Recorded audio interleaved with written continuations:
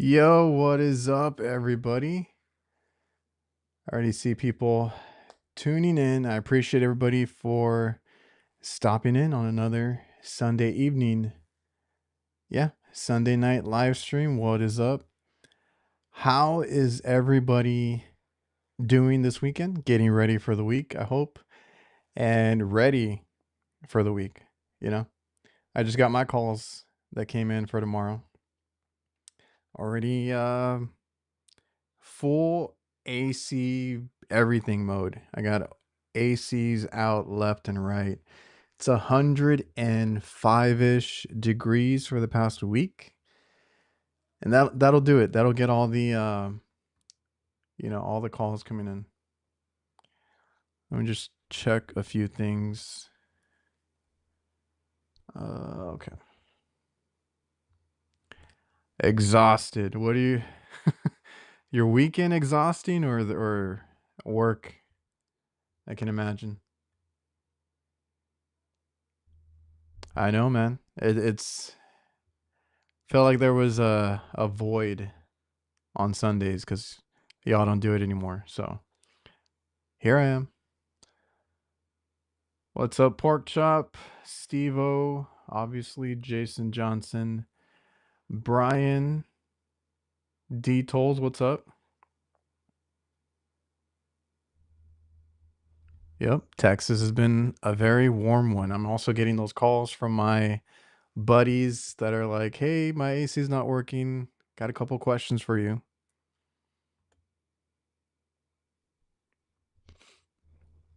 I do want to quickly, before I forget, shout out the YouTube channel members in order from oldest, I guess. Gary, Carnell, Chevy Runner 88, D Tolls, Mark Morales, B1062, Dalwin Hooks, True Results, HTX, and Brian. I appreciate you guys on the channel members. I have to replace two ECM motors on a walk-in freezer. Other than that, whatever rolls in. I think I had seen that one. You said the ECMs went out, and I think you did. Did you cover the openings to get them by in the meantime? The old the old tip there is to, if you don't have the motor, you can always cover if you have at least one or several other motors running and you have one that's out, you can cover the opening with cardboard or whatever it is. I've done it before too, just so the airflow doesn't bypass. It goes through the coil and they can get some cooling. On Friday, we closed down shop and did training. That was pretty cool. Yeah, mid 90s and hundreds. I'm seeing everybody else. Oh, you had one on the van to get them by. Yeah, I don't see. Oh no, we do see the ECMs on Heatcraft on Intelligen, and a couple of those have given out, but not too many of them yet. So still always stock at least two of the 9721s from Fasco, and those get me out of a bind. I don't think I have any rescue motors. I haven't bought any like actual rescue ones in a while.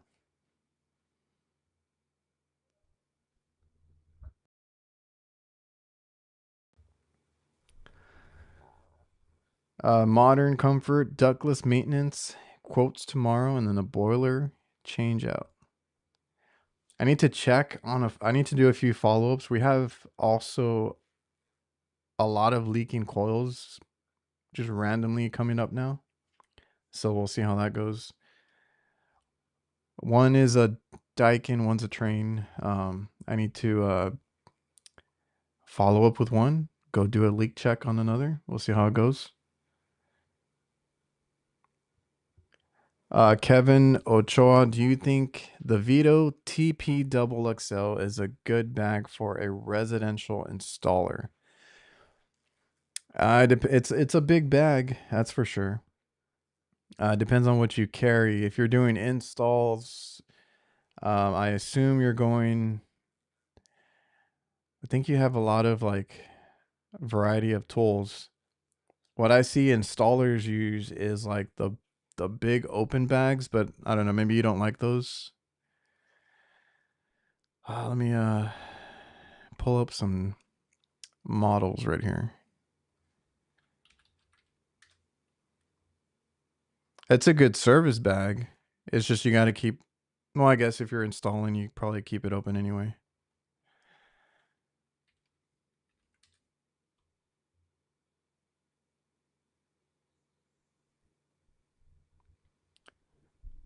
I see a lot of people that do install. What is going on? Okay. This one. I don't know where everything else went, but I see a lot of installers using open bags like this. I think that's kind of cool. Or residential guys. I wouldn't be able to take that up a ladder, so I don't use that myself. But the TP Double XL is one of my favorites. But I do something completely different. I don't do installs or residential. Depends if you think you can fit everything in there.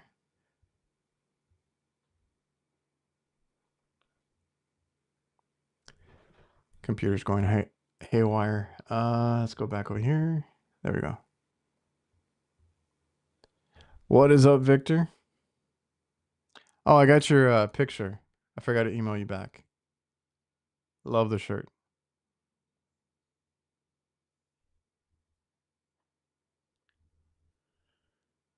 A lot of bids going out. Yeah, a bag starts to get heavy. That's why I went with. I think everything is already out now. The Wheeler.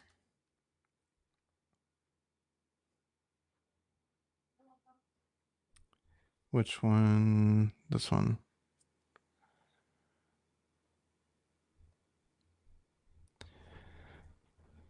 But there's so much room in it. I don't pack it out. Like I don't overdo it. So the Wheeler has been really good for me. Just wheel it up to your condensing unit, whatever you're gonna do, and work out of it. It holds a lot of wrenches, some power tools, and like my snips, things like that. A lot of tubing cutters and stuff, PVC cutters. That's what I can put in this bag. I need lightweight. Let's see. I need some lightweight collared shirts. Let's see. Hold on.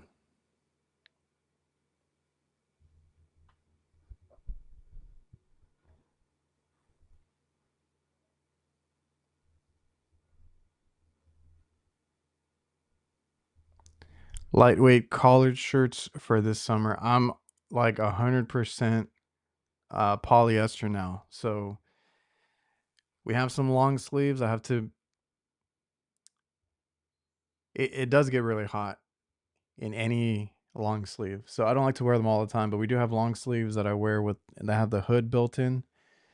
The collared shirts, I'm looking into some because I just tried some from Brunt that are like mesh, breathable. I didn't even check what they were made out of, but they seem really good. I might try and get a few for us, but it's not going to be what I would want to wear out in the summer. But I mean, that's just me. I really like polyester t-shirts and those polyester long sleeves that we got. Only because it has the hood.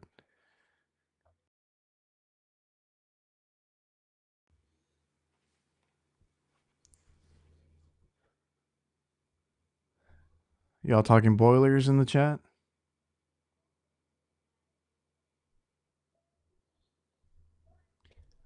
Oh, pork chop. You ran 8 calls yesterday and got a full day tomorrow. Do you work for yourself or do you uh work at a company? Because that's a lot of calls.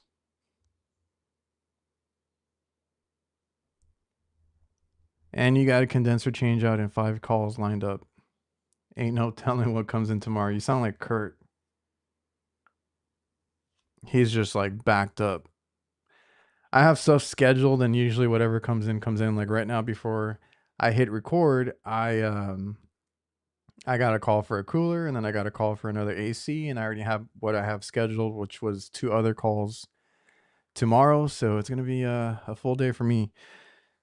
Okay, you do. But you're doing residential probably. So I do commercial. The worst thing, I don't know if I mentioned it in that vlog video that I did.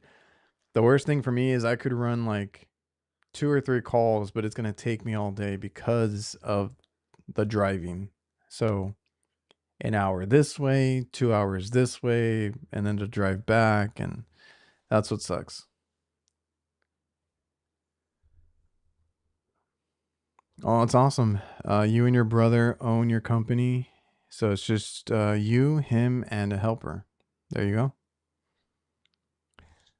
How long have you been in business? Because I feel like when you start, that's what you're doing is you're running calls until late nights, evenings, weekends, all of that. And then I mean, I guess you could keep doing that just to say yes to money.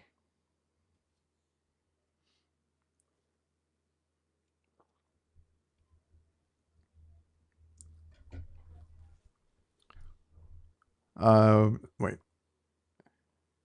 The TPXD is a great service bag. You are forced to pick tools that really matter. That's true. I like to carry a smaller bag. I'm currently using the SPMC. It's a tad bit too small for what I would like, but it works really well. So I have obviously, and I used an MB3 before that, so I'm used to downsizing. And oh, okay, I see what you got there, pork chop.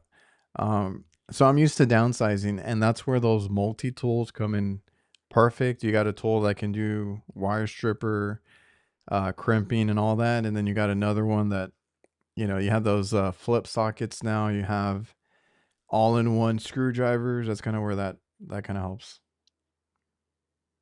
I remember back when I started, we had dedicated tools. Like I had, because I don't like to do it now, but I had a Phillips screwdriver, a flat screwdriver, a quarter nut driver, and this and that. And I do have that in the install bag because it does come in handy for certain situations. You need those extra long nut drivers. You need some of these screwdrivers. You need a dedicated one, honestly, to beat the crap out of.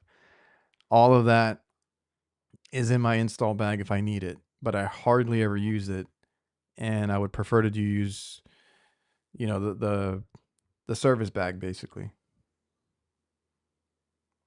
Yeah, your business is 40 years old and a third generation. That's really cool. I don't know how it is over there. I know I get told a lot that working with family is the worst, but we make it work. We do really well for ourselves. It's our dad's business, but he did hot food, and I kind of am. My dad is in the trades, so I guess I'm second generation or maybe even third. My grandpa was a mechanic, so maybe third in the trades at least, but I'm a first gen HVAC tech.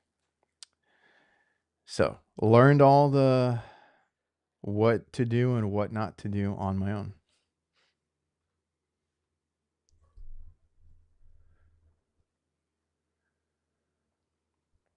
Yeah, install bag has it all. Service is bare bones, hand tools, and then more and more electronics. Brian, I use my SPMC for your microwave and speed oven bag. TP Double XL is hot side bag, and the Tech Pack MCT is his HVACR bag. Brian, I think you have a problem. I have the same problem too, but just wanted to point that out.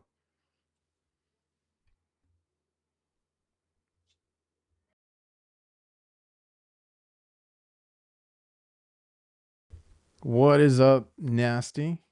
What's up, Kitchen Cowboy? Okay, you and your brother have been working together for 24 years. That's a good accomplishment there. I'm pretty sure I've mentioned it a bunch of times, but my brother came in very he's a little more, what do you call that, meticulous with how he works, how he does things, and me and my dad are like go go go. So it doesn't always work out, and I already know that I cannot leave them two together because they will clash so bad. So I'm usually the the one in the middle that is working with both of them. But yeah, working with family can definitely be tough at times.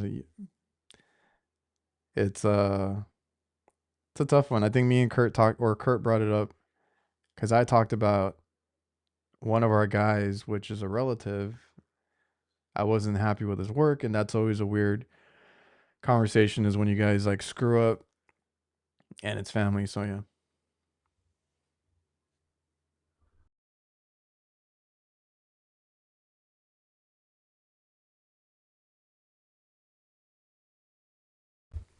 it's not hoarding if it's tools. I say the same thing to Morgan's Maintenance. If you guys haven't seen Morgan's Maintenance YouTube channel, this guy gets like every tool as soon as it's announced. He goes and buys it, and he buys his own stuff mostly. And I'm just like, what do you do with all these tools? But like, it's technically for our job, so it's like an investment in our work, our income. So it's a good way to kind of word that.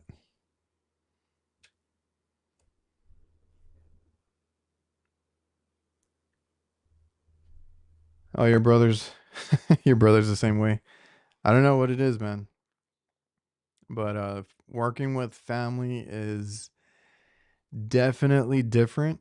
It's not for everybody. I've kind of heard of different scenarios, I guess, from other people that say it's a bad thing, they wouldn't do it anymore, or this or that. But it's rough sometimes, but it's fun. I mean, that's my little brother that's working on ACs now, and I get to kind of guide him and help him out. And he is the baby of the family, so he gets away with everything. But it's really cool to see my little brother out there working with us, and we can all be together. And when we started, I I kind of took it for granted working with my dad every day, just a little bit, or maybe I just miss it. I don't know.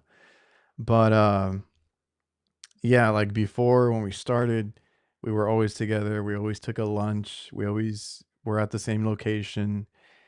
And then we just like took off and never saw each other again unless we made it a point to try to meet up or check on each other, right? So it's oh, you're the baby, pork chop. um I'm the oldest. I got to deal with my brothers. I got two younger brothers. One of them quit after a day of working with us, and the youngest one actually stuck it out, and he's doing really good.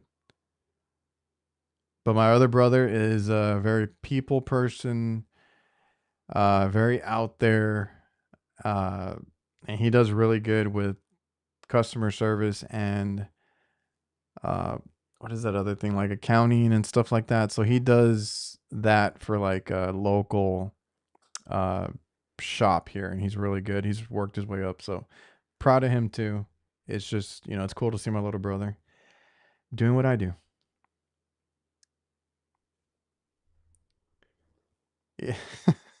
My brother is a college track coach. He couldn't hang with the technical stuff, but he takes instruction well. Interesting.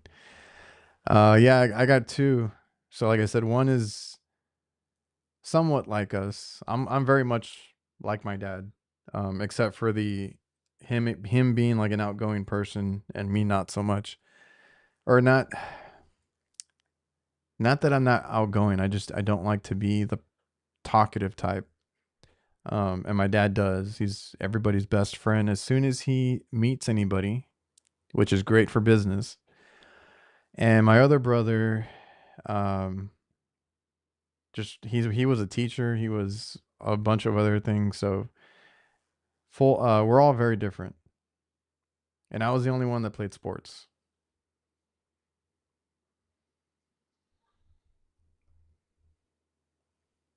Appreciate that, Freon. Remember to hit the like button.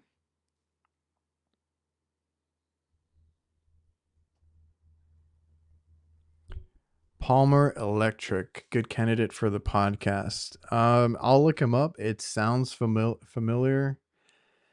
There was a few on here that I catch myself watching now. A lot of them are tool related that I'm gonna try to get on the podcast. And then there was a couple of like really young guys that are like electricians and plumbers that are like doing really well and started a YouTube channel. So I'm keeping my eye out for that. If anybody else wants to come on that podcast, you're more than welcome. I know some guys. If you didn't know, we have a Discord on HVAC nights. So there's a Discord. There's a link I think in the description, or it's on my website. It's also on any of the nights videos.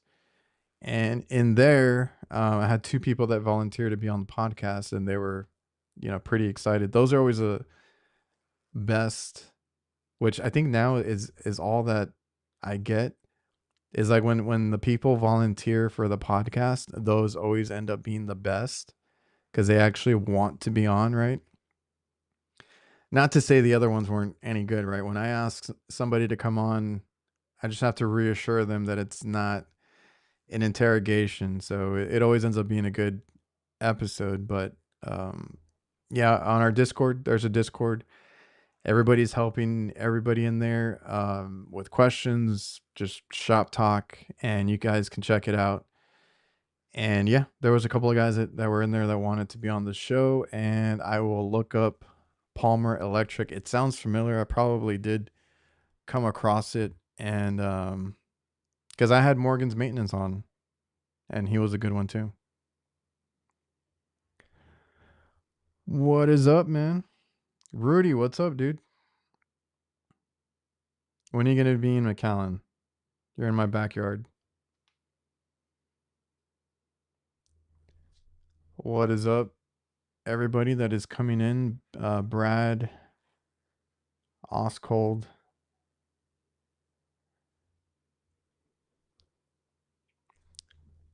I appreciate that, Brian. It was a good time. Work smarter, not harder. It was actually a really good.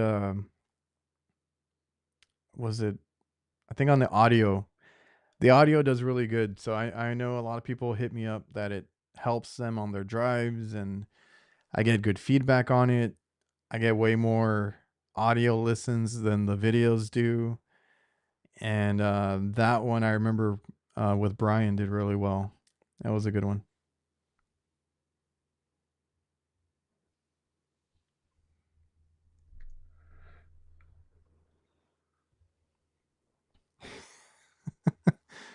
What's the dirt? I don't think there's much to talk about there.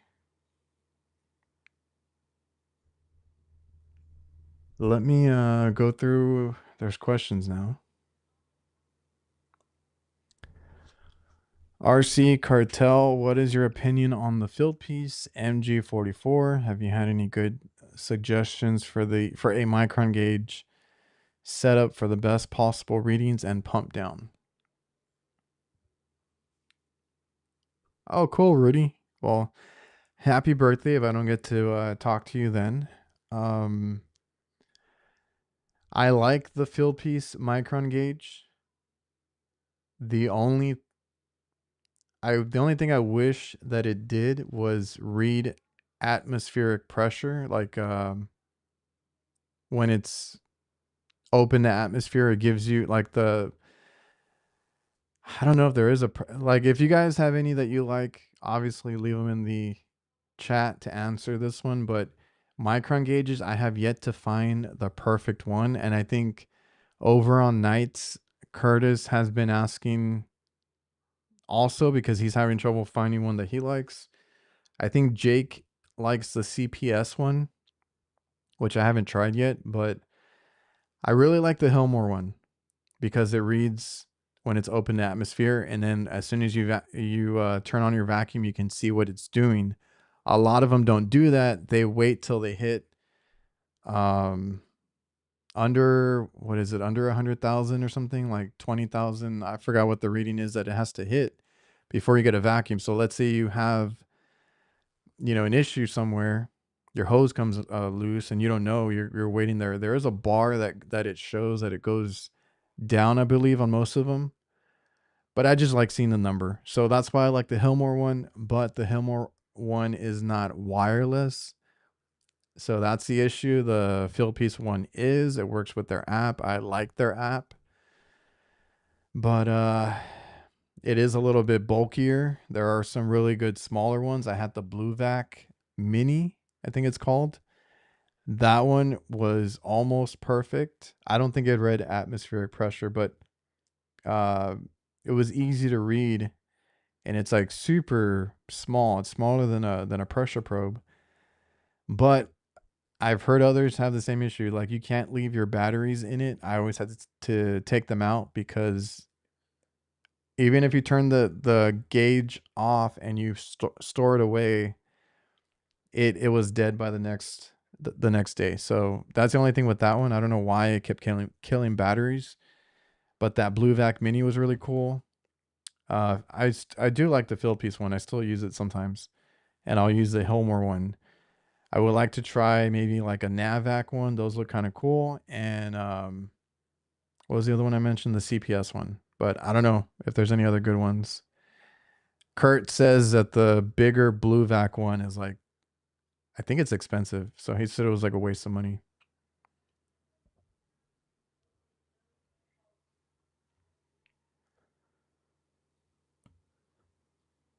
Let's see. I had to step away from HVAC.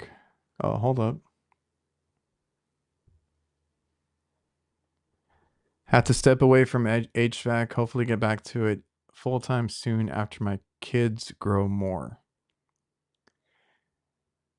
I mean, it takes a lot out of you. I'm fortunate enough to run my own business, so I'm always taking time off for that. But I hope you get to enjoy that time because it is difficult in the trades, in any trade, when you have a family and kids and everything.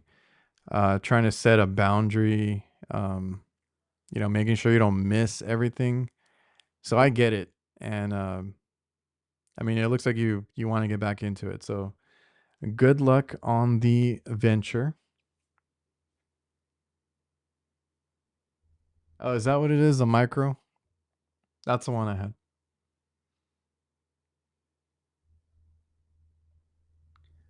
Brad, Measure Quick seems to be working pretty well so far. It's hard to dial in diagnostics and get a good report when it's a mobile home and the statics are crazy bad. I don't. Yeah, that's what Measure Quick is good for.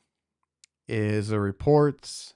Um, it can tell you what to look for, what to like, what's good range, anything like that. Like I really like what it is for, depending on who like needs that. It's just not for me. So I prefer just numbers, but I do really simple light commercial stuff where I'm just needing pressure and the clamps, superheat subcool, and a temperature split at the most.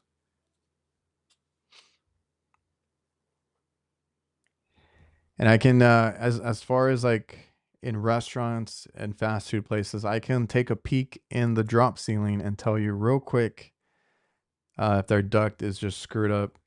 And a lot of times it's because we only have duct board. I know a lot of people like freak out, like, oh, you don't have sheet metal. Like, we don't. We only have duct board, and it has to be hung right and built properly. I just had one that completely caved in, and it's happened before. Um, but everybody uses nothing but the flexible duct, and they don't like to. I don't know, for some reason they don't like to hang them. So like, there's a bunch of places that I go to, and it's like, oh, you look up in the ceiling, you got a like this spider of flexible duct everywhere. And it's like, yeah, everything is kinked. Your pressure is horrible. Your static and all that. We just got to like redirect the airflow. We got to balance everything out, and then we got to hang up, properly these flex ducts. And a lot of that is the issue. It's the install of it.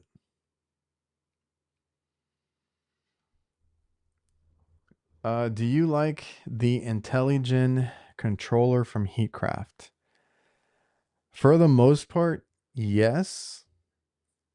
I don't think I have an issue. The only issue I have is in the beginning when we first got them, we were having bad boards, and it happened more than once. And more than once, I had to tell the customer on a freezer that I couldn't do anything for them until that board came in.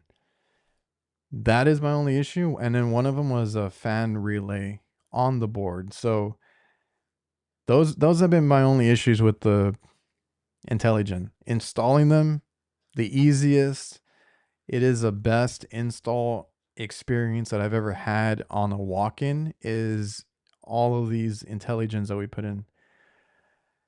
Um, I did talk to them. I do have to reach out to them again. We were going to talk about, their equipment, but I would there's like little things here and there. It's the controller's fine.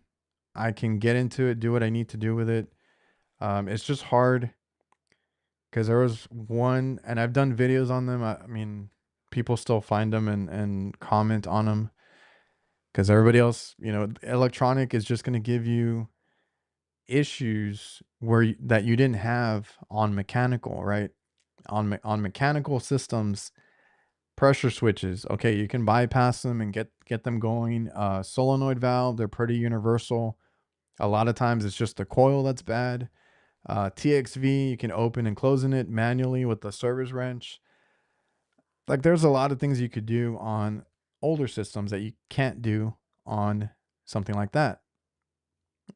So now I think I need, they do have a program or some sort of thing where you can have, man, it's something with warranty or something. There's some kit that they have where you can get, I think, parts for your stock if you work with them or do something for them. So I need to get into that where we can have like a board on the van. Any of the major, I have some of the EEVs that they sent me because they kept telling me it was the expansion valve, and I was telling them no, it's probably the board, and it was a board. So I have some extra, uh, what are those, Carroll valves and all that. So that's my only issue. Like, installing them and working on them and servicing them, it's a piece of cake. They're super easy to deal with. It's just when they go bad and there's no solution. Which is what I was going to say is like we have to get, that's another skill that could help you, is knowing how to work on these electronics. If you can solder these little relays, sometimes on the circuit board, if something blows out or shorts out, it just breaks that connection, and then you go and fix whatever it was, like a motor or something else, and that board still works if you can make that solder back. So electronic soldering and diagnosing is kind of another skill that you might need to learn at some point or deal with. if it's worth to you to fix some of these things in the meantime. Like when it happened to me, there was nothing I could do. I had to tell them, we're waiting on the board. Well, it'll come in like 2 days. Just get the product out, and usually and it just depends. Usually, like the bigger restaurants and fast food chains can get a truck on site, and they can get all that stuff. They can save all their product, take it away on a refrigeration truck, or get something set up overnight until you get the part. Or they have other walk-ins, like some of them have like 3 walk-ins and they can just move everything to the next one. Or we've also had where they couldn't get a truck. They pack everything that they can and they'll transport it to the next city, right? If it's all their frozen chicken, frozen food, whatever, they'll just transport it. And then they're like, okay, whenever you get the part, just fix it and we'll put it back. So that's the only gripe that I have. And they've since switched over to the Russell ones. And those have their own quirks. Those have thermistors and what are they called? Transducers and sensors that always give out on Russell. That's the issue that I have with Russell. It's not as bad as a board giving out. I haven't had a board give out on the Russell ones yet, but the sensors, it's like they fail immediately. And I think on the Russells they give you the like an extra sensor anyway. A lot of these give you an extra sensor in the panel anyway.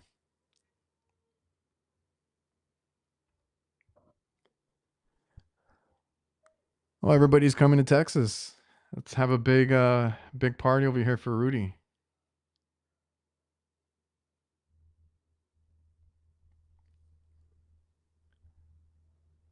The Subway series is a good one.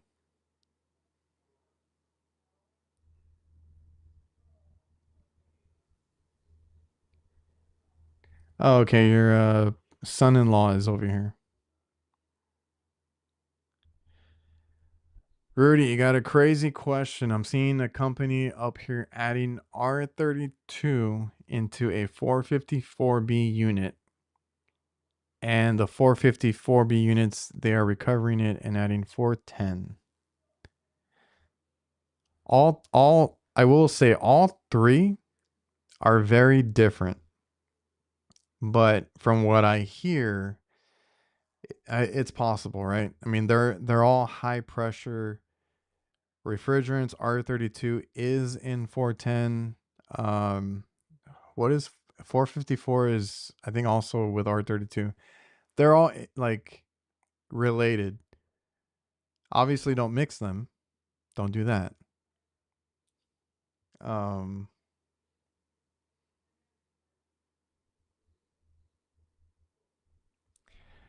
but 450, like what are you gonna do with 454? You can't. We can't get it. I don't see anybody here that has it. At least the ones that I go to.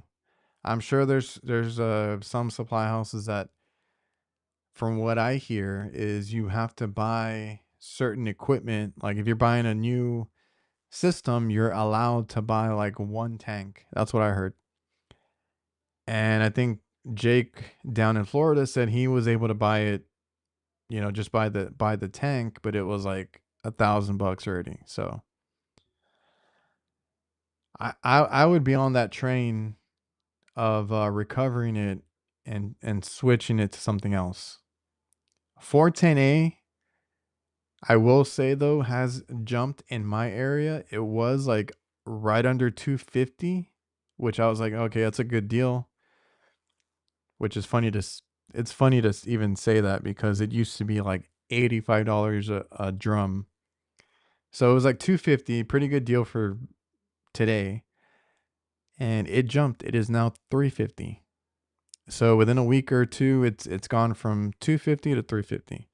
And R32 is 350, and 454B I cannot find, and it is upward of like $1,000. And they're limiting you how much you can buy. I don't know if it's like once a day, once a week that you can buy a tank. If you have a supply house that actually has it.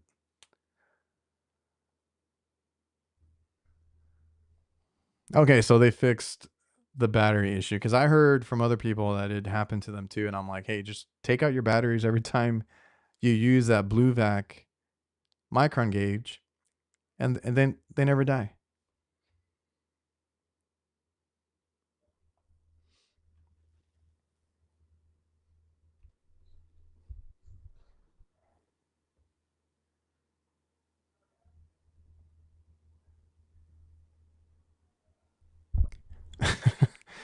Yeah, that last video, I took apart the carrier unit because I wanted to do it by myself, and I was like, this is the easiest way to get the blower wheel out. It was already torn up, and I for context, I don't know if I think I mentioned it. I told them that last year that one of them had already, I think it was a supply had already collapsed. They were supposed to get somebody to fix it and they didn't. And then this year I go out and the return collapsed. So I was like, I guess they didn't fix it. I thought they had done that. So we scheduled to go over overnight to take care of that because during the day it is right above where they make the food, where the customers wait in line, where they pay. Like it is that unit, which sucks. I wish I had been the back unit. That we could have done all day, any time, because that is just like an open storage back room area. But no, it had to be the more difficult one.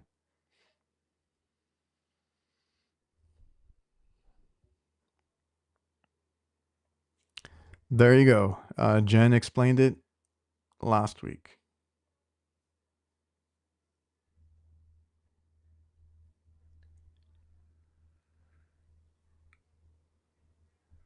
Yeah, that's what my Helmore reads. It starts at 760,000 microns, and then it'll gradually go down. Like you'll be able to see it, and I think it's by ones. Like you'll see that number just roll down, and you know that it's pulling down until you get to closer to your typical like 10,000, 5,000. But I like seeing the number instead of a bar that I don't know if it's going up or down.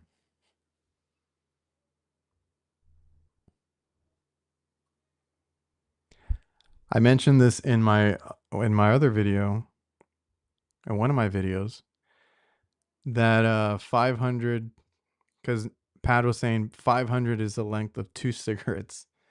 Um, I was taught actually, and I mean, it happens. You don't always get a perfect vacuum. So I was taught get 1,000 microns to, and somebody in the comments actually brought up that there's math to it. As far as like actually dehydrating the line set, at 1,000 is like it does that. I was taught 1,000, and then 700 is what you're looking for, and 500 is like perfect. I never used to see anybody pulling down to 300, 200, 100 microns. You see that now, and it's great because I try to do that too. But on an older system, that 500 is hard to get under.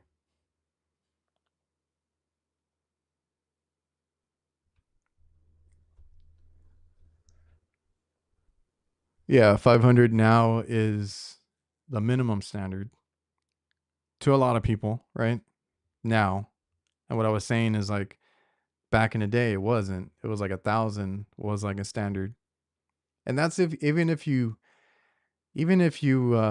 actually had a micron gauge. I got one as soon as I got out of school. I was like, I got a used vacuum, I think, vacuum pump, and then I was like, okay, I need a micron gauge. I got that like Subco one, which I hated because you had to cap off the other side.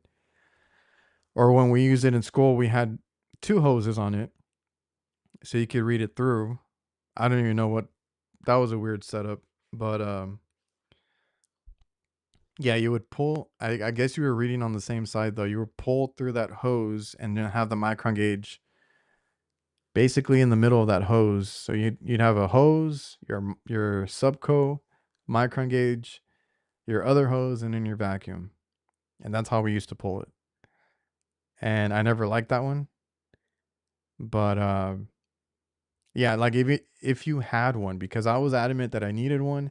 A lot of guys, I know you joke about the two cigarette thing, but that was the thing. Like you would just leave it there for 30 minutes, and that was your vacuum.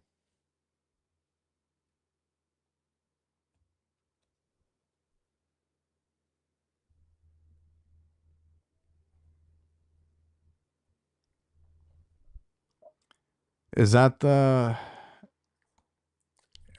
um? Hold on, let me look it up. I've been wanting the magnet for them, but I don't even. I only needed it like twice, so I don't. I haven't like bought one yet.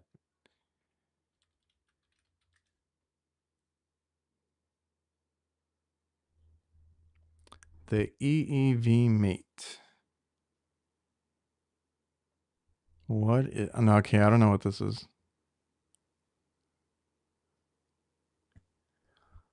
Let's look into it real quick. Not this.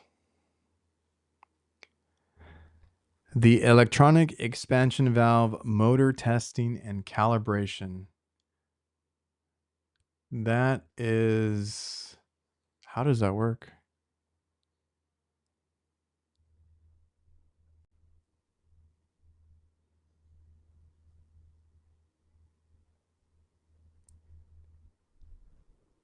You plug it in.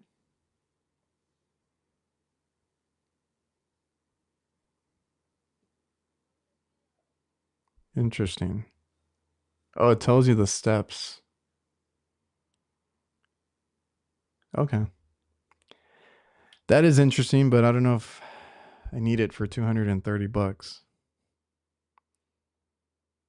Like I said, I've only needed it twice just to confirm if we were open or closed, because on that IntelliGen, I had them where the board fails to give out signal. So then it is either stuck open or stuck closed, like on a startup. So whenever, I think when you restore power and all that, like it'll like close all the way or open all the way, and then like it ends up getting stuck there because it has to go up and down and calibrate and all that. So we had that issue twice, and I was like, I don't know how to tell if it's open or closed. I can't do it with any other way. Um, and I looked into it, and there is a magnet for it that you can manually like rotate, I guess. Yeah, they have to be bipolar. What is up, Morgan? Speak of the devil.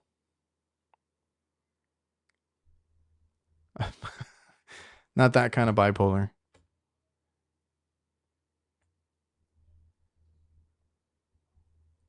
What is up, good guy?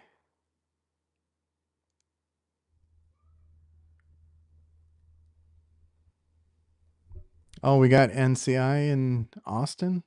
Awesome.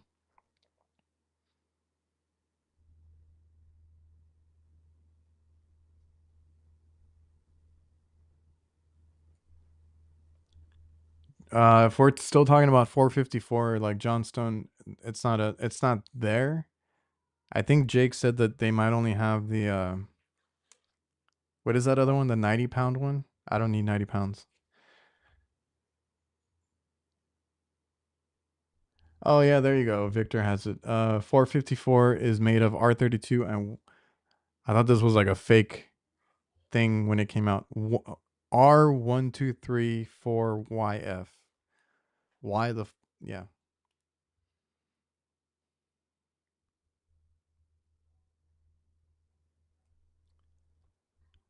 Yeah, they're I think that's what I heard too. Is it oh, Carrier. What does Carrier use? Cuz they were going to offer like I think Train is offering systems with a few more ounces to accommodate for like a longer line set for a surcharge of like 50 bucks extra or something like that. And then Carrier's doing the same thing, but they're not charging you for the extra refrigerant if you need it.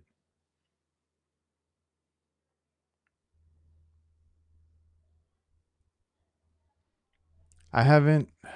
Oh, we have a United, but it's way the hell out there.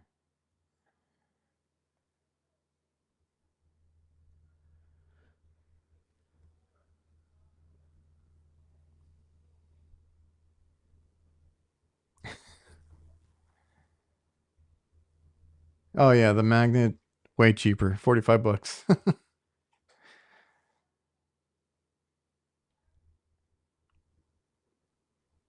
Oh, you got a stepper motor on Amazon for 35 to 40 bucks. What is up, Andrew? So the only R32 is what, Daikin right now? Yeah, you get an extra 10 feet.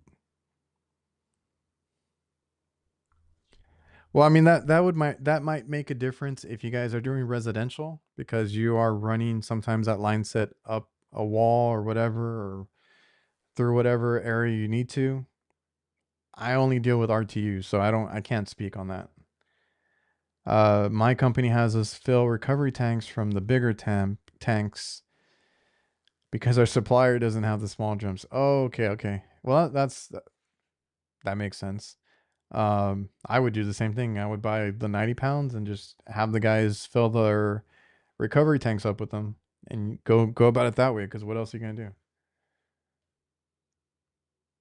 Good idea though. Is it better to pull a vacuum straight from the unit to the vacuum pump, or do you prefer going through gauges? From what I've seen, a lot of guys just use two hoses straight to the pump. Straight to the pump. I only use my manifold if it's like a really small system. Like I work on kitchen equipment, so if I'm working on a small under counter freezer or cooler, I might use my manifold. I prefer not to. It just depends on what I can hook up. The manifold is the easiest to hook up, obviously, but on any walk-in, any RTU, any split system, I will go straight to the pump. Preferably two 3/8 hoses. You can go bigger if you need to. I do really well with that setup. And let's see if I can get this video out next week or this coming week. If not, it'll be the next week. It'll be in May some point. I did a test with the true blue hoses, and then I switched over to a regular Hillmore 3/8 hose. And yeah, you'd be surprised which one did better. And it has nothing to do with the size.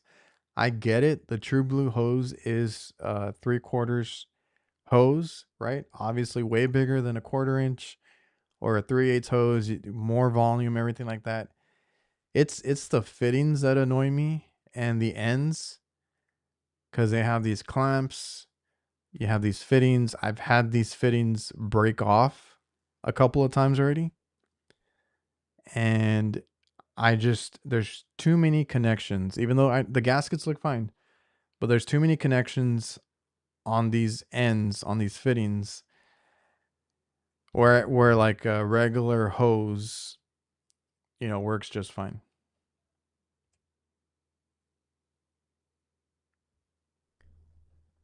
Uh-oh, hold on. Appian.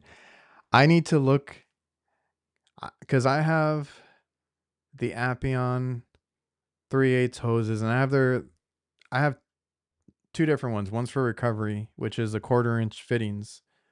Those are the yellow ones, 3/8 hose. I also have their 3/8 vacuum, which is a 3/8 on one end and a quarter on the other. And I was looking into getting like that, like a 1/2 inch hose. But then I ended up getting sent out the field piece one, and now I got sent out the Hillmore one. So I have plenty of 3/8 hoses now. But yes, I would love to try like the 1/2 inch from them or the ones from Navac, even though Jake has had bad luck with them. Uh, HVAC disciple, what do you like more, R32 or R54B? the one I can buy and the one that is not price gouging. So unfortunately, like that's R32 right now. My supply house that I go to, my Johnstone, is a Daikin dealer or whatever you call it. So we are doing. I haven't installed any yet, but if we have to, it's going to be probably Daikin because a lot of our customers just want the cheapest option. I do offer that and Carrier mostly because that's all we see down here. And I mean, granted, it just depends. I know some guys are having to top off or they have leaks already in systems that have 454B, which that sucks. Now in my head, I'm like, okay, even if I install something right now this year during this shortage, I shouldn't have to need any refrigerant or add anything to it because I only deal with package systems. I shouldn't need a drum in the next like couple of years. So like by that time, we can't have a shortage anymore. But I don't know. If we deal with Daikin, we're going to be using the R32. If I come across a 454B unit, I might think twice. I am still dealing with 404 on the refrigeration side. I have yet to need to buy 448 or any of those other ones. So, from a small business perspective, I don't like paying $1,000 a drum. It doesn't make sense. My customers are going to complain. I don't want to have that kind of money tied up in refrigerant that I don't often use. So that is, that's just me. Like when we transitioned from R22, I immediately went to see what replacement we could get. I tried a few of them. We landed on 407C, and that ended up being the one that like Copeland recommends. When you buy a replacement compressor from them on an R22 package unit, it tells you right there in the literature to use 407C. It tells you that it is like it's like 80% of the charge. Like it gives you a whole thing. So we went with that. I've had good luck with 407. Do not want to buy 454.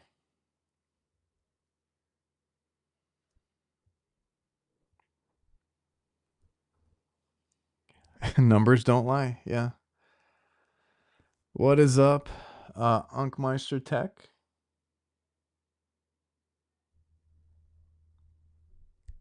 The Navac. Yeah, I'm interested.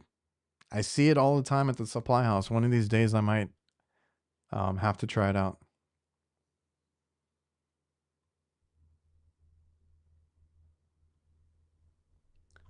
The new Navac digital analog battery didn't last very long. It died during its third pressure test. I did,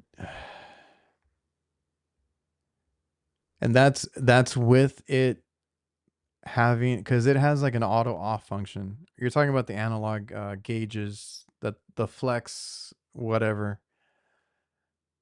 Um, I did a battery test on it.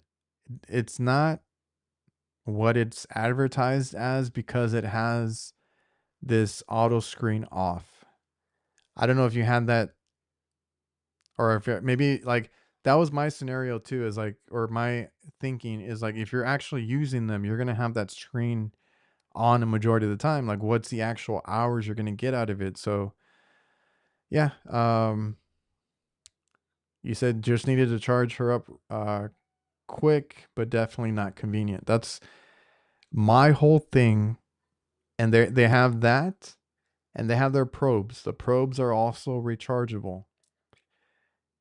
It is cool when you can remember to charge these things, right? So I can't tell you how many times I had a dead pressure probe, a dead micron gauge, whatever, but I can swap the batteries out. So I have a bin in my van of just batteries. So AAA and AA, because that's usually what those take.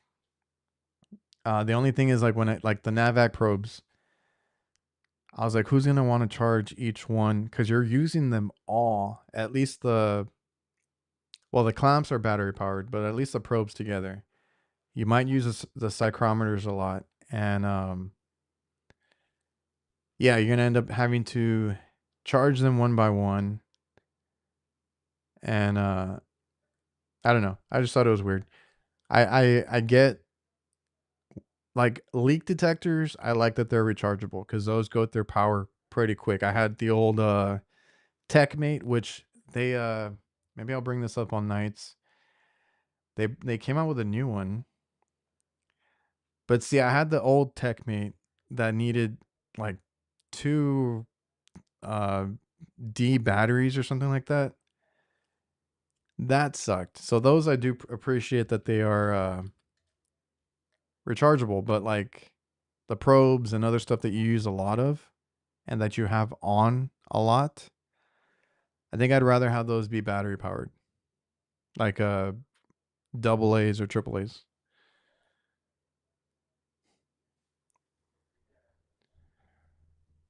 Yeah, I don't think they have a picture of the new ones.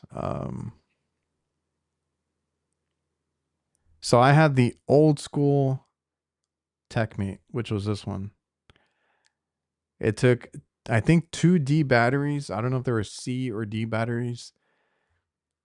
It always died. I never had those batteries on me. Those were always a pain in the ass to find.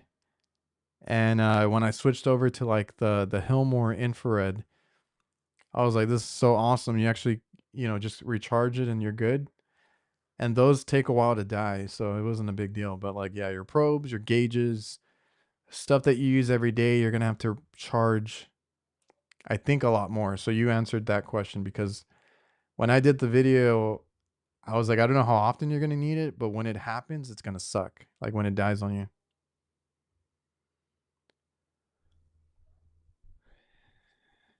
Drop-ins for R22. I actually just saw a video. Somebody was using 407C. We definitely see it a lot on commercial, and I think it just depends on your area because there's areas where they're not gonna be replacing units, so you're still gonna see R22 out there, and especially on residential, I don't think anybody's paying R22 prices. Um, I just saw somebody post about that. I just went through all my probes and checked the batteries. That's good. That's a good thing to do on a Sunday evening, right? Check right now. I'm making sure that my van is loaded out because I had worked out of the truck over the weekend. I worked over the weekend. I have to go do some follow ups on some leak checks. And like I said, I'll have that video soon of that system that I pulled the vacuum on. I went with the True Blue, and then I tried the Helmore, and it was a big difference. And I think it's just because the fittings probably weren't on right. I couldn't get them on right. Um, 422D. We did we tried 427, and I wasn't a fan of those. It worked okay. 407 just worked better. Um, as far as like the temperature that we needed. MO99. Some people love that one.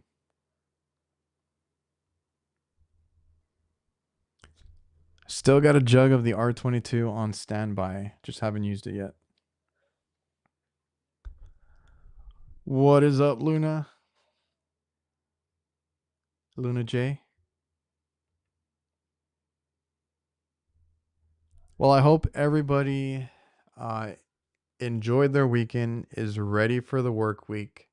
I know I got to get my van ready for tomorrow. It's mostly clean. I try to keep it clean, but I have stuff thrown in the back, so I need to go get to that. I got calls already lined up for tomorrow.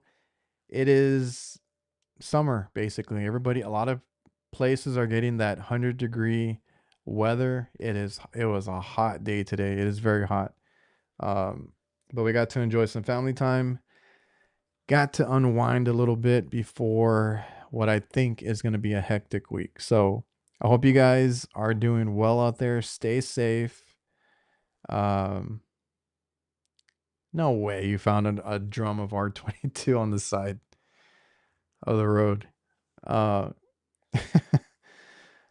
well, I mean, I have people trying to scalp refrigerant tanks out here. Like, hey, you need this or you need that. They'll stop you on the side of the road over here. And there's a bunch of people that sell that stuff secondhand. But well, I'm jealous. Freon Leon, if you got 70s over there, I wouldn't mind a little break here. We had weird weather, and then it's just super hot now. So, like I said, hope you guys are doing well. Hopefully, you enjoyed the live stream. If I get this turnout, we will continue to do it. I will figure out something if we have some more topics, or maybe let some of you guys come on the show here just really quick to chat. And if you guys are interested in being a guest on the podcast, you guys can email me or DM me.